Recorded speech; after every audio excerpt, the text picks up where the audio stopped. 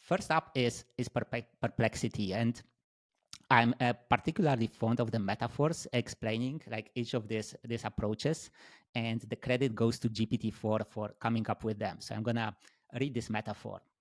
So a language model with low perplexity is like a highly prepared job candidate walking into an interview room. Just as the model anticipates the most likely next word to complete a sentence with seamless fluency, the well-prepared candidate anticipates questions and responds with composure and precision. So this set of metrics and charts comes from weights and biases. It comes from a model, an LLM I trained a couple of months ago. And you can see here different experiments. I experimented with different learning rates.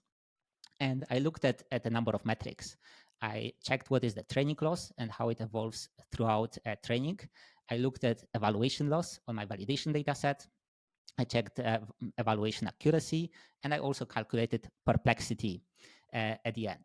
So let's see what each of these metrics mean. And to understand this, let's recall how autoregressive language models work.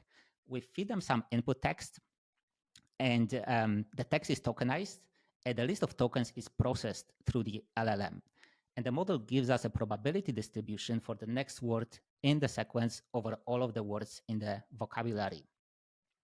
So in this example, our input text is weights and biases is the machine.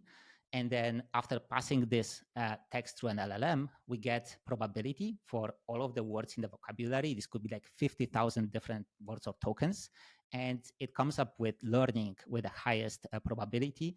Let's say this is 0.5. So the way we calculate loss, cross-entropy loss for this specific example, is we take negative log of this probability, which in this case is around 0.3. And as we do it for all of the tokens in our validation set or in our test set, we can average cross-entropy loss over all of the tokens. And then if we exponentiate this mean average cross-entropy loss, we get a metric called perplexity. We can also calculate accuracy, which measures the number of correct predictions divided by the total number of words that we predict.